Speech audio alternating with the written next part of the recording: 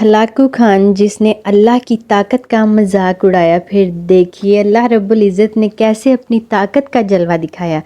دنیا کا ظالم اور وحشی ترین انسان ہلاکو خان اپنے گھوڑے پہ شان سے بیٹھا ہوا تھا۔ چاروں طرف تاتاری افواج کی صفیں کھڑی تھی۔ سب سے آگے ہلاکو خان کا گھوڑا تھا۔ ہلاکو خان کے سامنے قیدی مسلمانوں کی 3 صفیں کھڑی کی گئی تھیں، جن کو آج ہلاکو خان نے اپنے حکم پر قتل ہوتے دیکھنا تھا۔ پھر وہ ظالم بولا، ان کے سر قلم کر دو، اور جلاد نے لوگوں کے سر کاٹنے شروع کر دیے۔ پہلی صف میں ایک کی گردن گئی، دوسرے کی گردن گئی، تیسرے چوتھے کی۔ پہلی صف میں ایک بے قصور بوڑھا غریب قیدی جو کہ اپنے گھر کا واحد کفیل تھا، وہ بھی کھڑا تھا۔ وہ موت کے ڈر کی وجہ سے دوسری صف میں چلا گیا۔ پہلی صف کا مکمل صفایا ہو گیا۔ ہلاکو خان کی نظروں نے اس بوڑھے کو دیکھ لیا تھا کہ وہ موت کے خوف سے اپنی پہلی صف چھوڑ کر دوسری صف میں چلا گیا تھا۔ ہلاکو خان گھوڑے پہ بیٹھ ہاتھ میں طاقتور گرز لیے اچھال کر اسے کھیل رہا تھا اور مسلمانوں کے قتل کا منظر دیکھ کر اس کھیل سے خود کو خوش کر رہا تھا۔ جلادوں نے دوسری صف پہ تلوار کے وار شروع کیے، گردنیں ان میں گرنے لگی۔ جلاد تلوار چلا رہے تھے اور خون کے فوارے اچھل اچھل کر زمین میں گر رہے تھے۔ اس بوڑھے بابا نے جب دیکھا کہ دوسری صف کے لوگوں کی گردنیں کٹ کر اس کی باری بہت جلد آنے والی ہے، تو وہ بھاگ کر تیسری صف میں کھڑا ہو گیا۔ ہلاکو خان کی نظریں بوڑھے پہ جمی ہوئی تھی۔ اب وہ تیسری صف آخری ہے، اس کے بعد یہ کہاں چھپنے کی کوشش کرے گا؟ اس بے وقوف بوڑھے کو میری تلوار سے کون بچا سکتا ہے؟ میں نے لاکھوں انسان مار دیے تو یہ کب تک بچے گا؟ تیسری صف پہ جلادوں کی تلوار بجلی بن کر گر رہی تھی۔ ہلاکو خان مسلسل اس بوڑھے پہ جمی ہوئی تھی کہ کیسے وہ بے چین ہو کر موت کی وجہ سے بے قرار ہے۔ تیسری صف کے انسانوں کی گردنیں گر رہی تھی۔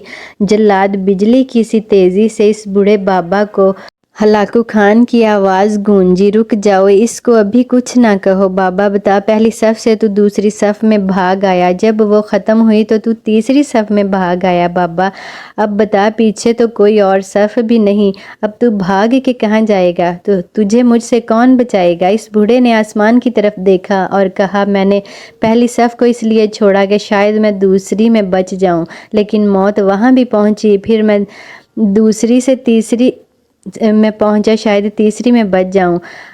ہلاکو نے گرز کو ہاتھ میں اچھالتے ہوئے کہا، بابا یہ کیسی خام خیالی ہے اور کیسی بہکی باتیں کرتے ہو؟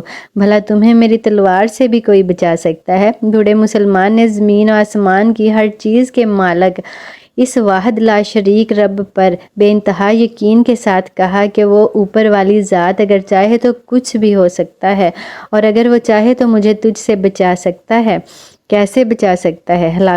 کیسے بچا سکتا ہے؟ ہلاکو خان نے اتنے تکبر میں آ کر کہا کہ اس کے ہاتھ سے گرز گر پڑا۔ ہلاکو خان نے چابک دست، ہوشیار جنگجو اور چالاک انسان تھا۔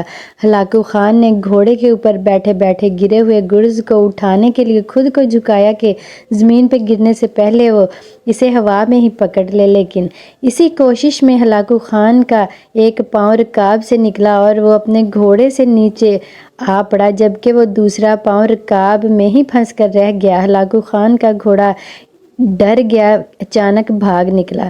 ہلاکو نے خود کو بچانے کی بڑی کوششیں کی، لیکن لشکر بھی حرکت میں آ گیا، لیکن گھوڑا اتنا طاقتور تھا کہ کسی کے قابو میں نہ آیا۔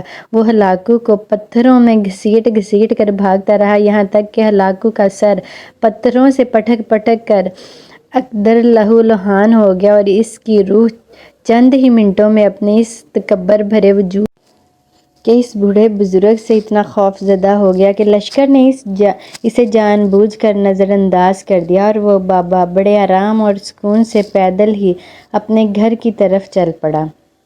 مظلوم کی آہ سے ڈرو، کیونکہ جب وہ اللہ سے رجوع کرتا ہے تو قبولیت بہت دور سے اس کا استقبال کرنے آتی ہے۔